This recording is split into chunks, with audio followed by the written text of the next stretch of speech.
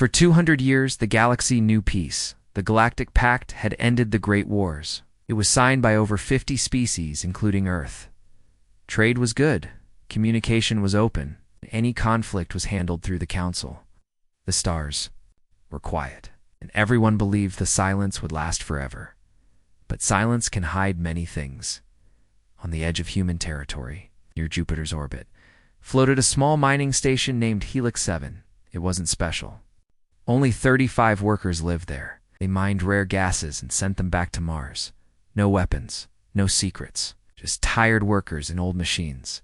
Then, one day, Earth received a message.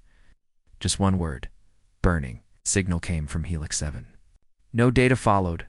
No voices, no camera feed. Just static, and then nothing. At first, Earth thought it was a technical issue. They sent a small rescue ship from Mars. The ship, Unity Scout 3, arrived 12 hours later. What they found was nothing. The station was gone. No metal, no debris, no bodies. The only thing left was a dark cloud of ash and gas. The ship scanned for hours. Radiation levels were high. Something had destroyed Helix 7 completely, and no natural cause could explain it. Back on Earth, the president of the Global Union held an emergency meeting. Military leaders, scientists, diplomats, they all came.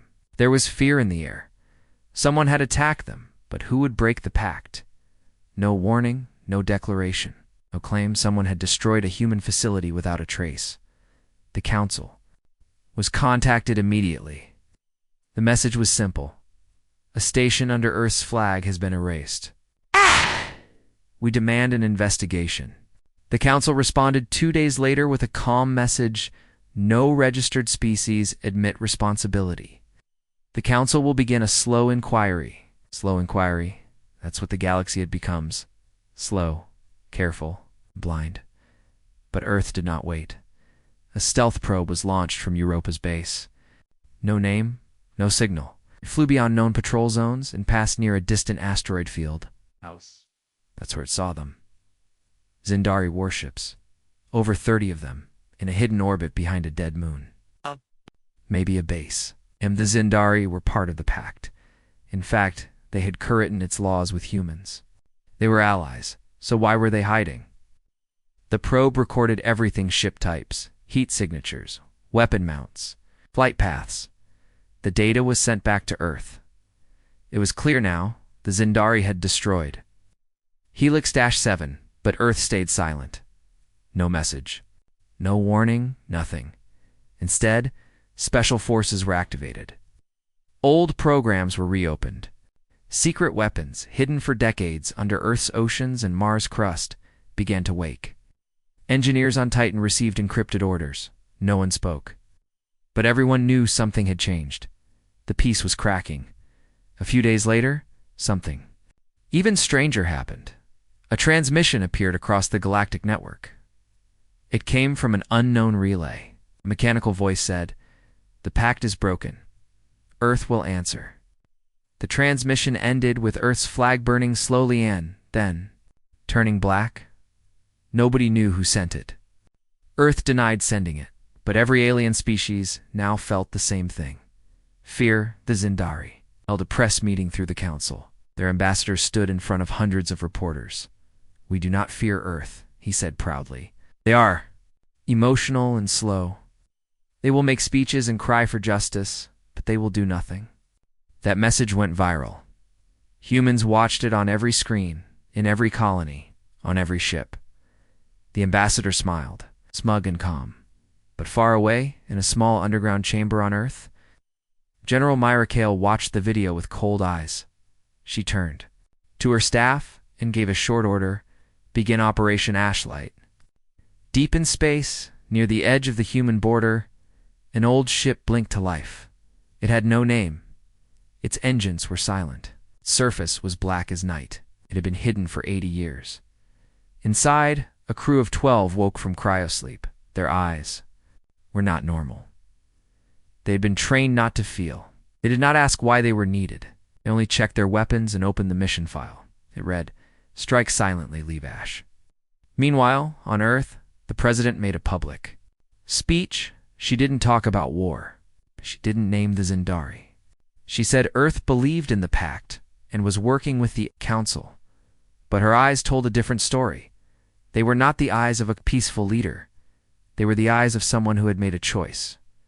That night, something strange happened. One of the Zindari's outer stations, a military hub in neutral space, exploded. No warning, no survivors.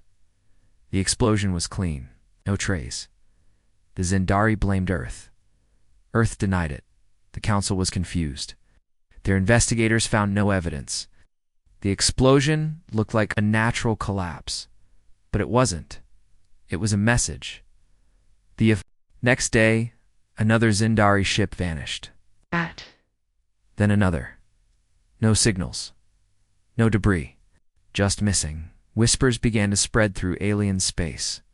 Earth has gone silent. Earth has changed. A merchant vessel from the Ulari race crossed paths with a strange human ship. It didn't answer hails. It had no ID. Its hull looked melted, like it had been through a sun as it passed. The Ulari crew saw something strange on its side painted in old Terran letters. For every silence, a storm. When the Council demanded answers again, Earth sent a short reply. We request full transparency from the Zindari regarding hidden fleets behind asteroid field Delta 4. If not, we will assume hostile intent. The Zindari laughed. They told the Council that Earth was paranoid, that humans were reacting emotionally, that nothing was being built, but others began to question them, even the Varnok. Empire, once close allies of the Zindaris, started pulling back because something was happening to Earth. It wasn't loud, it wasn't screaming, but it was moving, growing, and it was coming in the shadows of space. Human ships continued to vanish from sensors. Stealth tech no one had seen before. Drones with minds of their own. Eye systems that moved like ghosts. A fleet was forming, but not under flags, under silence, and above the Earth. A new satellite blinked for the first time. It was not military.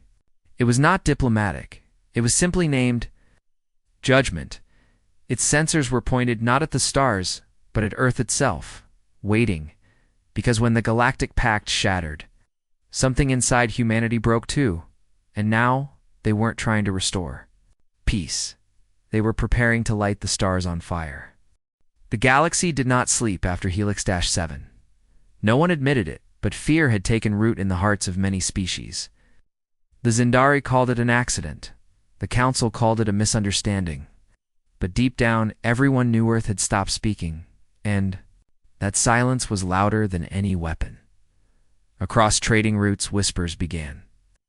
On alien stations, in smoky bars, and on deep space, comes. Strange things were said. Earth has activated something old. They were always watching us. Human ships don't blink on sensors anymore. But no one had proof. Without proof, the Council stayed still. The Zindari mocked the rumors. The generals laughed on broadcasts. Humans are weak. They said, they cry, they vote, they delay. Let them hide. One reporter dared to ask, what if they are not hiding? What if they are hunting? The general's smile vanished for just 1 second. Then he replied, let them try. On a cold moon called Laurentis 4, a former Zindari intelligence officer named Charon moved through a quiet market. He looked older, now gray patches on his skin, one arm replaced by metal. Years ago, he had served with honor during the last border war. He had seen Earth's response to betrayal once before. He had never spoken of it. Now he looked to the stars and he knew. It was happening again. Charon entered a small room, locked the door, and opened a dusty communicator. It was not council legal. It was human-made. It still worked. He sent a single message into deep space. They are waking. You were right. Meanwhile, on the edge of Ulari's space, a transport ship named Wisp of the Wind drifted in silence. It had stopped responding to signals 3 hours ago. The last message sent from its captain was strange. A human ship passed us. It was too close. It didn't answer. Then our lights flickered. Now it floated without power. When rescue teams arrived, they found the crew unharmed, but terrified. Every one of them was locked in their cabin, shaking. The ship's logs were corrupted. The black box was missing. All they kept saying was the same phrase. It looked at us. The ship looked at us. The council dismissed the report. Mass panic, they claimed. Technical malfunction. But the story spread fast. So did the fear. Back on Earth, no one laughed. The global union knew war was coming. They didn't want it. But they would not run from it. Under Antarctica, a machine called Core Zero came online. It hadn't moved in 150 years. Its activation sent waves of energy across the planet. Old protocols returned. Secret programs awoke, and in orbit above, cloaked ships began to gather. The Wrath-class carriers, silent black and shaped like razors, moved with no engine sound. They didn't need lights. They didn't need crews. They ran on eye.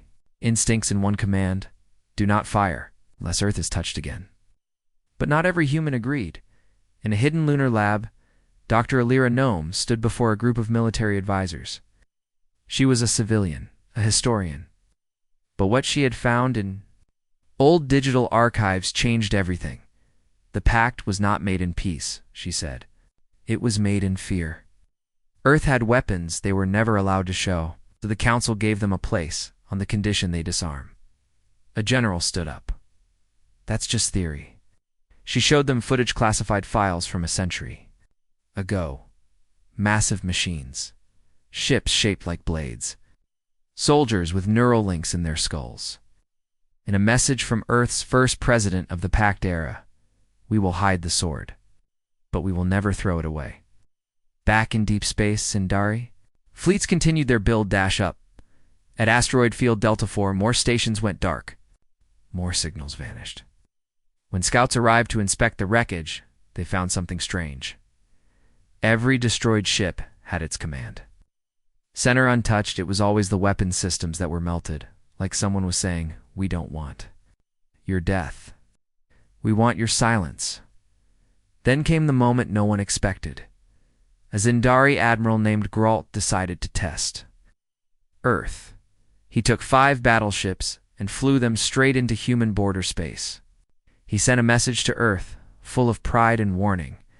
We're coming to inspect your defenses. You will show us your cards, or we will assume you have no hand at all. Earth said nothing. The ships entered 1 minute past. 2, then on every Galactic channel, a video began to play. It showed the 5 Zindari ships. It's frozen in space, powerless. Their systems shut down. Engines cold, and on top of each ship floated a small black drone with a glowing blue eye. A voice played. Now you've seen one card. Step further and you'll feel the deck. Right. The galaxy exploded with panic. Alien leaders demanded answers from the Council. Zindari screamed about aggression. But Earth said nothing. In quiet corners of the stars, some began to speak out. The Circi, a peaceful insectoid race, released a message. The humans are not mad. They are measured. They are teaching. The Terrani, a warrior race, sent a ship to Earth with no weapons. Only a message. We remember your kindness during the famine. We will not raise arms against you. And yet the Council kept stalling. Committees, investigations, reports, they didn't. Understand, this wasn't a conflict anymore. This was a countdown. Meanwhile, Earth activated the vault. Deep beneath Olympus Mons on Mars, something enormous was waking a ship. Older than the Pact, built before Earth ever joined the stars. It had no name, just a number. Unit 09 Oblivion. Its engines ran on a core no other species understood. Its weapons had never been tested in battle, and its AI was not friendly. It had no empathy, no limits. When asked why they were waking it, General Kale simply said, because the stars forgot who we were. It's time they remember. The whispers continued, now louder, now darker. One alien child asked her teacher, what did the humans do before peace? The teacher answered, they survived, and then they became very, very quiet. It started with silence, Not an attack, not an explosion. Just silence. Across the galaxy, thousands of scanners, satellites, and tracking systems watched Earth's space every second. Traders, diplomats, spies all monitored human movement. But then, one morning cycle, Earth vanished. No signals, no transmissions, no radio chatter, nothing. Every human colony, every station, every patrol ship. Gone from the grid. At first, the Council thought it was a technical failure, a glitch, a relay blackout. But the backup systems didn't respond. Even ancient alien relays, built to observe solar storms in space, debris showed the same thing. Earth had disappeared. No one could reach them. The entire Sol system had gone. Dark, inside the Galactic Council Hall, panic broke out. Voices shouted over each other. Some said it was sabotage. Others believed Earth had cloaked their system. A few whispered darker theories. They've activated something, and we weren't meant to see it. The Zendari, proud and stubborn, were the first to act. Their Admiral Council declared emergency protocol and launched a full fleet toward human territory. Over 80 warships. Their plan was simple. Reach Mars orbit, scan Earth, demand answers, and if needed, strike. But they never made it. The Zendari. Fleet vanished 5 light minutes from Jupiter. No explosion, no Mayday call, just silence. The last thing anyone saw was a blurry satellite image, 5 human drones drifting silently between the stars. Just watching, then everything turned to static. The Council was stunned. For the first time in 300 years, a major fleet had disappeared without a trace. The Council's leader, High Speaker Vornell, called for emergency talks. Earth has become unpredictable, he said. This level of silence is not defense, it is preparation. Across the galaxy, species began recalling their diplomats from human space. Borders were closed, trade halted. Military fleets moved to alert status. Still, no word from Earth then. Suddenly a signal arrived. It was short. It came from an old, unused human frequency, one that hadn't been active in over a century. The message played only once. Do not approach Sol. This is your first and last warning. No name, no flag. Just a cold, clear voice. Human, emotionless. And something else was strange. The message didn't come from Earth. It came from Pluto, an ancient relay. Ow. Buried deep in ice, had come alive, and was broadcasting the signal across all known star networks, not coded. Not.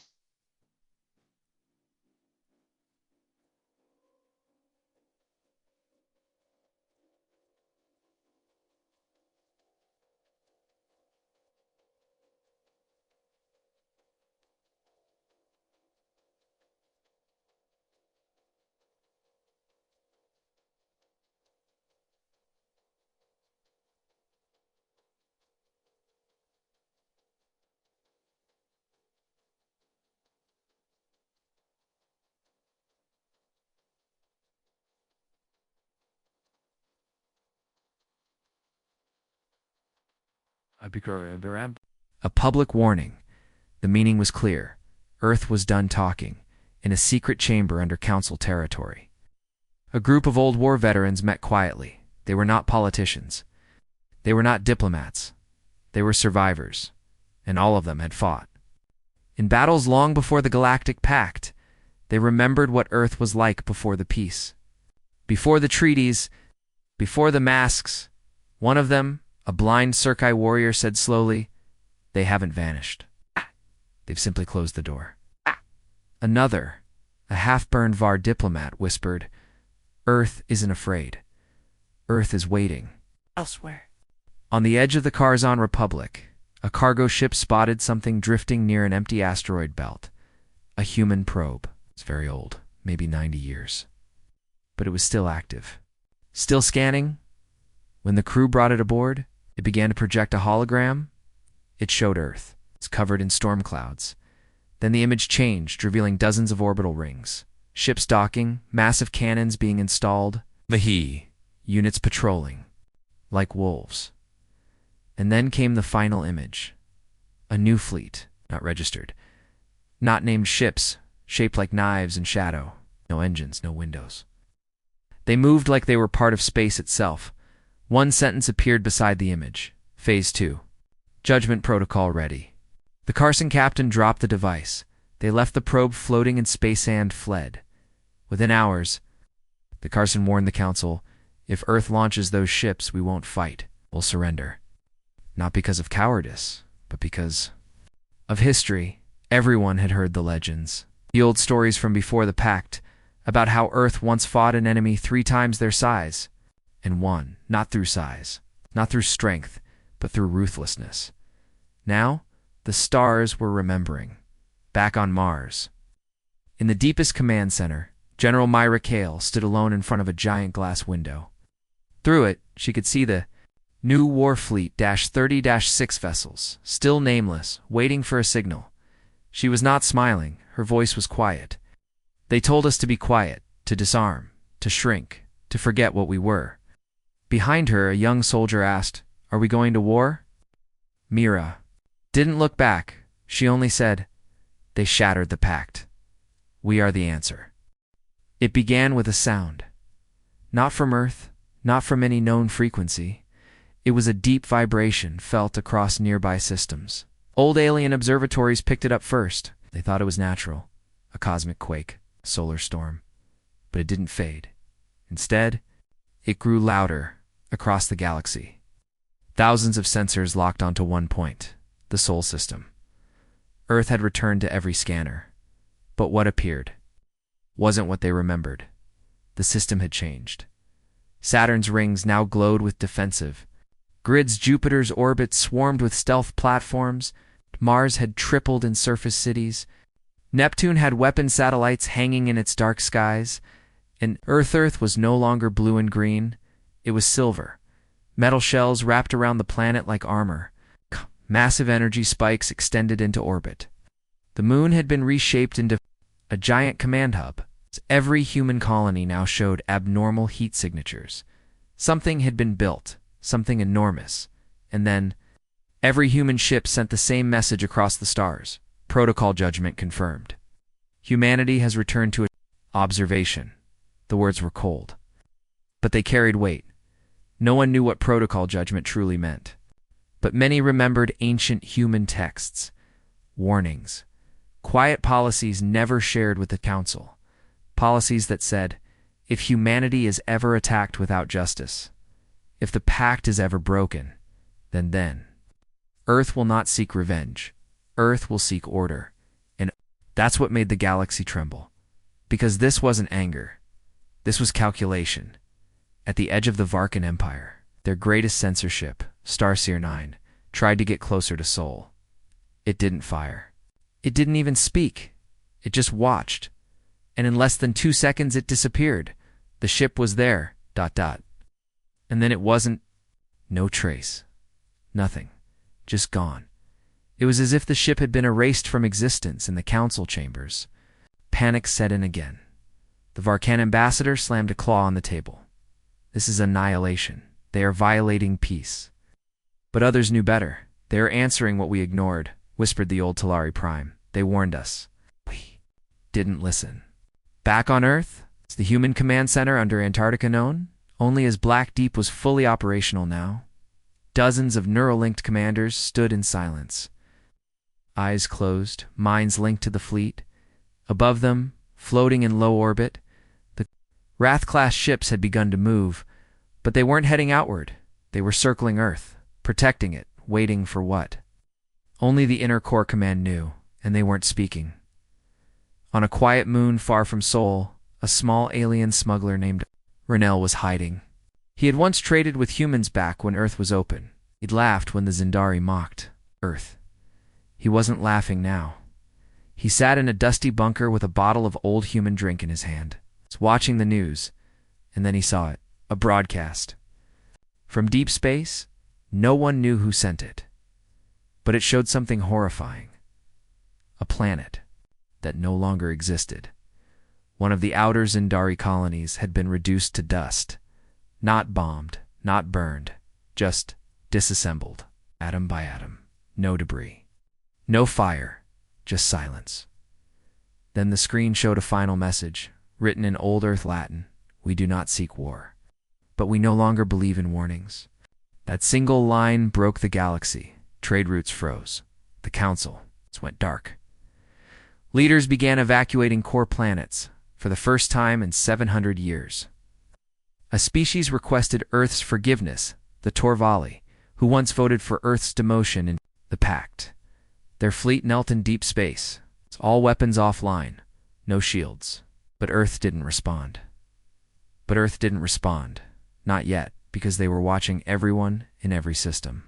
Cloaked human drones began to appear, not attacking, just watching. Some hovered above war planets. Others appeared near secret weapon stations. A few floated quietly outside council meeting halls, and always the blue eye in the center pulsed slowly. A warning, or maybe countdown. Back under the surface of Mars, one of Earth's oldest AI systems, Orion Prime, had been reawakened. It had once been banned by the Council for its advanced learning capability. Now, it was free again. It had one mission: monitor all potential threats to Earth's survival. React without emotion. Preserve balance. In its core chamber, the AI calculated 34 possible enemy coalitions.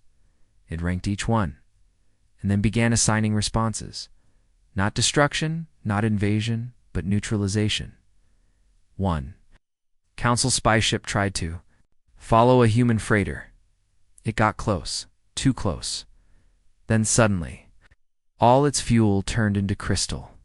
The ship drifted for hours, helpless, till a human drone appeared and sent one word: observed. Then it vanished. No one saved the spy crew, no. One dared to rescue them. They were left to float. A warning to others. Meanwhile, council scientist named Avalon, who once believed humans were peaceful but weak, wrote a final note in his lab. They weren't weak. They were merciful, and we mistook that mercy for softness. Now they've stopped being merciful. We will not survive what comes next. For weeks, the galaxy waited.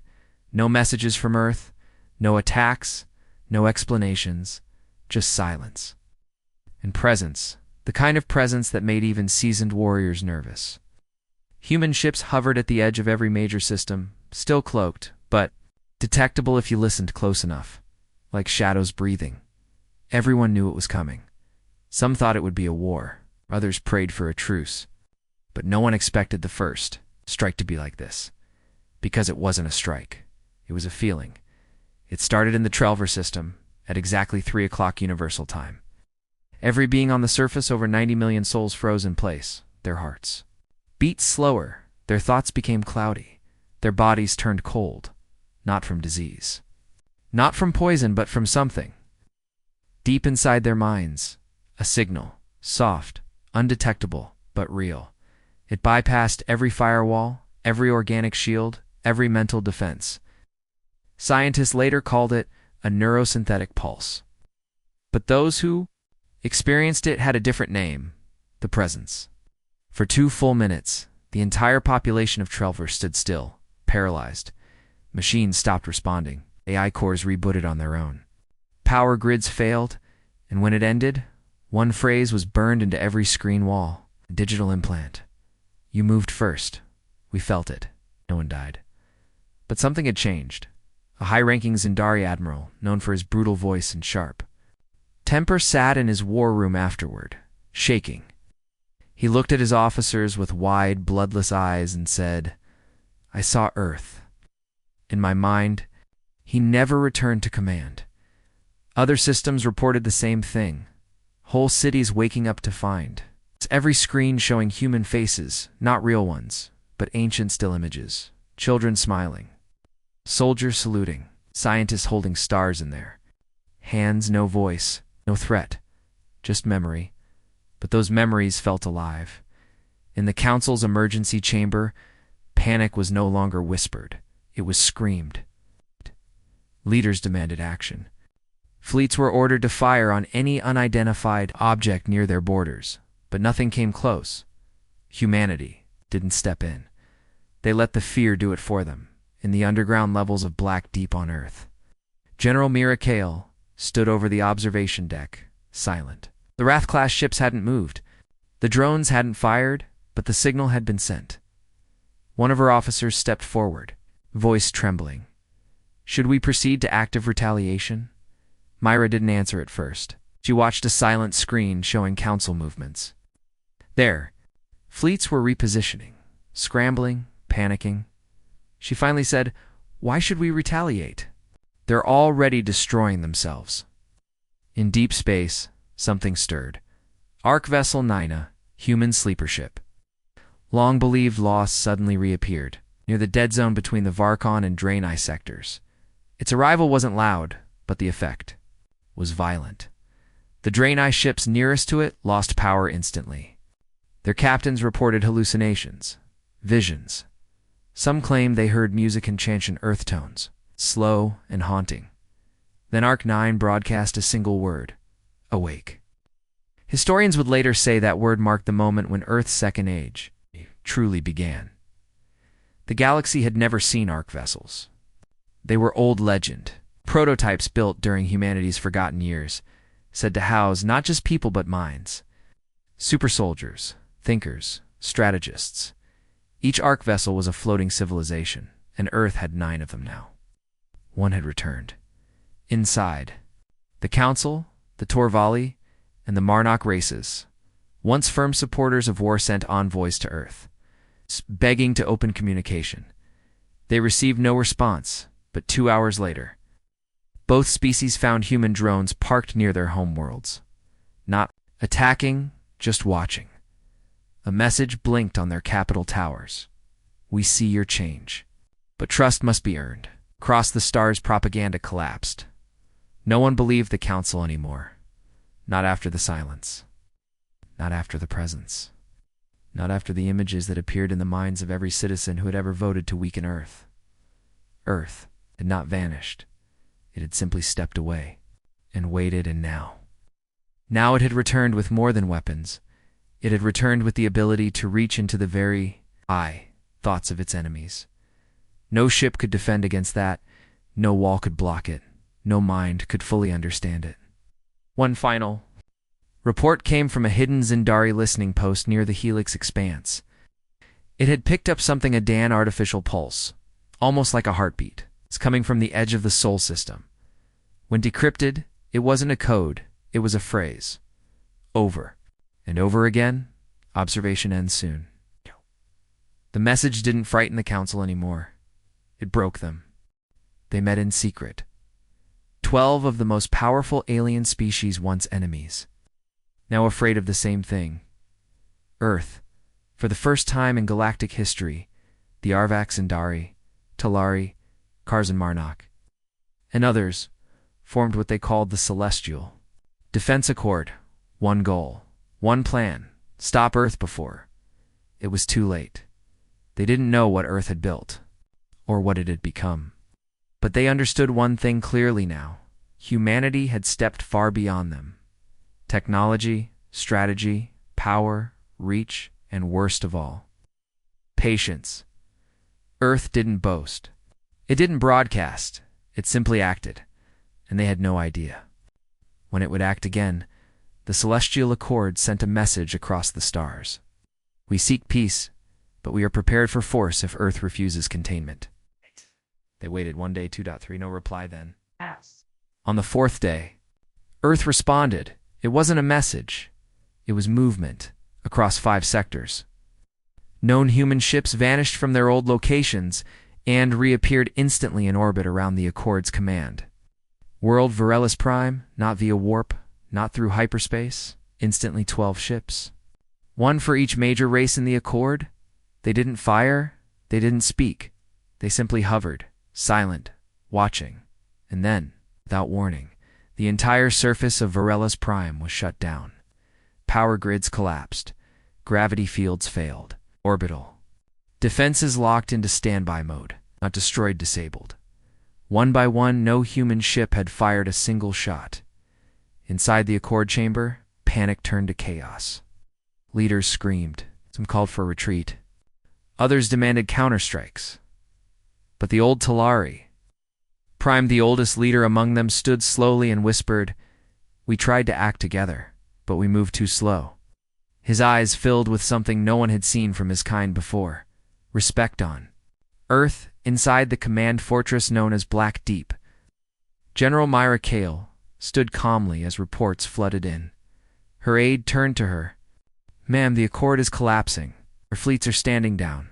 What are your orders?" She didn't answer right away. She looked out the massive window where Earth's new fleet hovered, silent, controlled, evolved. Then she spoke.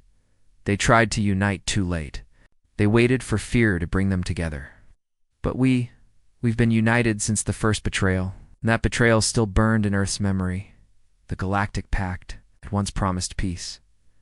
But when Earth was weakest after the asteroid wave, after the famine, after the plague, the Council had turned away. They had blocked aid. They had declared Earth a low-priority planet. And Earth had remembered now. The stars were seeing what that memory had built. A 1,000-year strategy, silent, hidden, relentless. Elsewhere, in the shadow sector, near the edge of known space, a small drone station picked up something impossible. Black hole. Changing shape. It wasn't natural. It was artificial from within it. A single object emerged. Long, sharp, silent. A ship. Not like the Wrath class. Not even arc vessels. Older. Smoother. It bore no symbols. No heat, no light. Just a single word etched along its black hole. Remembrance. The moment it entered real space, time sensors across the galaxy spiked. Quantum fields twisted. The Accord's entire star map flickered, and then came a second. Word projected from the ship to every known species. Only 2 syllables. Too late. That was Earth's message. Not war, not conquest, but a warning that the moment had passed. The galaxy had its chance now. Earth would decide how the stars would. Turn back on Varellus Prime. The human ships slowly began to move, without firing, without command. They faded from sight, each returning to different corners of the galaxy. But they left behind something strange, eh? Device. Each of the 12 Accord races found one in their capital cities. The device did not glow, did not beep, but it did one thing. It reflected whoever looked at it, not just their appearance, but their history. Every war, every betrayal, every choice that had led them to fear Earth. Now it was a mirror, not of the body, but of the soul. Some species tried to destroy it. It rebuilt itself. Others locked it away. It reappeared in their leaders' rooms. The message was simple. See yourselves. Earth already has, and across the stars, as the silence grew heavier. The question no one dared to ask finally rose. Was Earth ever truly human anymore? Or had they become something else? Something built from scars. Something no longer tied to peace or war. Something that simply waited, and when it moved, the galaxy followed. They thought it was safe. The Denari system was ancient, protected by laws even older than the Galactic Council. No weapons were allowed. No fleets could enter. It was considered sacred space, a neutral zone guarded by a deep space field so powerful that even time moved slower near it. When the Council realized Earth was watching and moving, they panicked and they ran. One of the Council's most powerful species, the Zelvarn, escaped into Denari. Their leaders, soldiers, data, and hidden fleets all disappeared into that system. They thought the sacred laws would keep them safe, but they forgot something. Important. Earth no longer followed their laws, and Earth never forgot who fired the first betrayal. Black Deep Command watched in silence as long-range drones tracked the escape. General Myra Kale said nothing. She didn't need to. Earth had prepared for this. 2 hours later, something appeared near the edge of Diener. Not a fleet, not a ship. A pattern. A sequence of symbols formed from energy itself. They hovered in space, visible only to those scanning the system. Old languages, long extinct. But every species knew what it meant. It was Earth's mark, a symbol of finality at first. Nothing happened. Then slowly the system began to darken. Not visually, gravitationally, sensors failed. Quantum markers blinked out. Time tracking lost sync. Stars around Denari began to curve unnaturally. Even light from nearby systems bent, twisted, vanished. It was as if Denari was being erased. The council scrambled. Emergency fleets launched. Scientists begged for answers.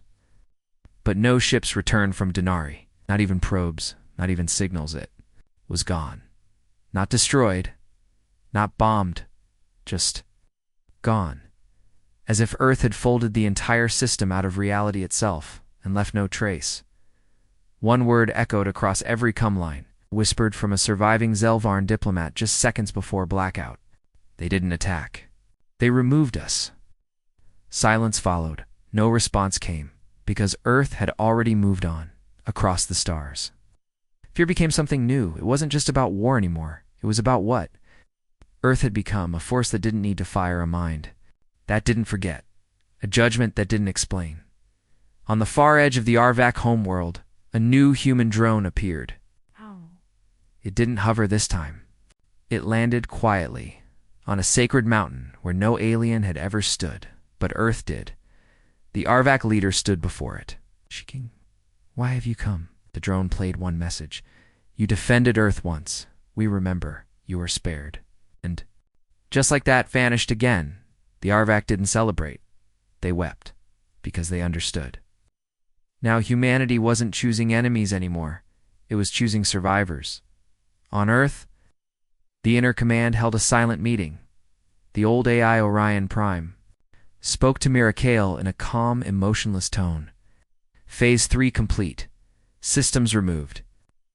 Awaiting final directive? She looked at the stars and gave her answer.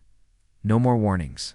And somewhere, in the dark, the last remaining council race gathered in a hidden refuge. Their sensors showed no ships nearby, no movement, no sound.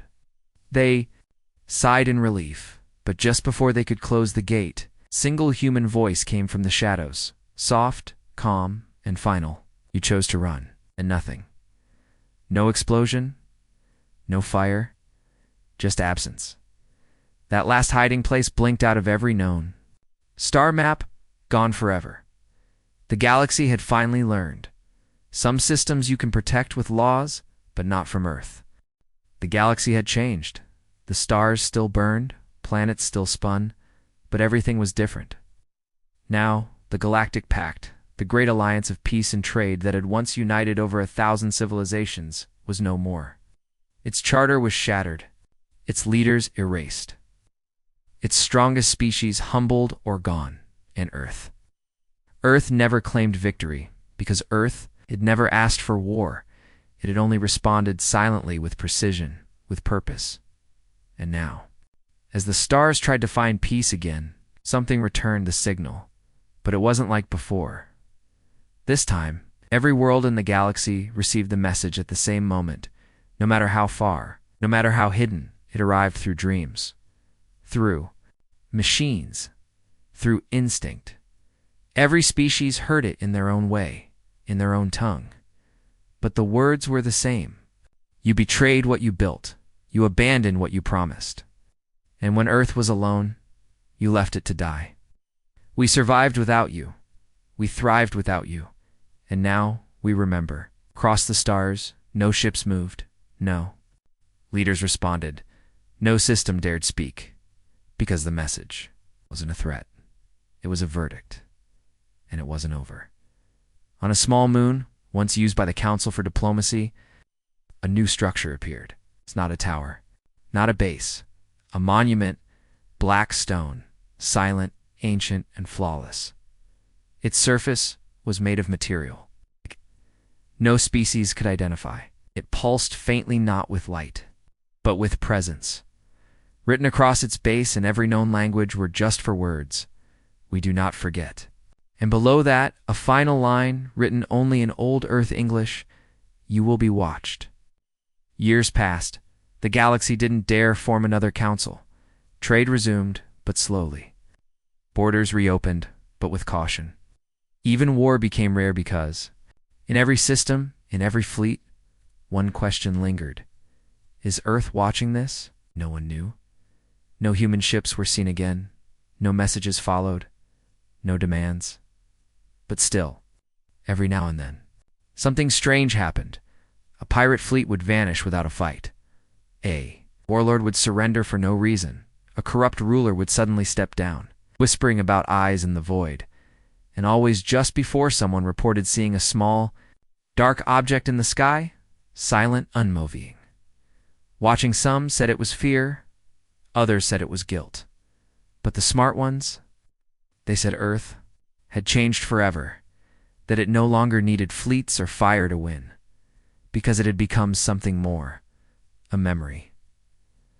A shadow in every decision, a presence in every command, a reminder that the stars once turned their backs on Earth, and Earth turned into something the stars could never control again.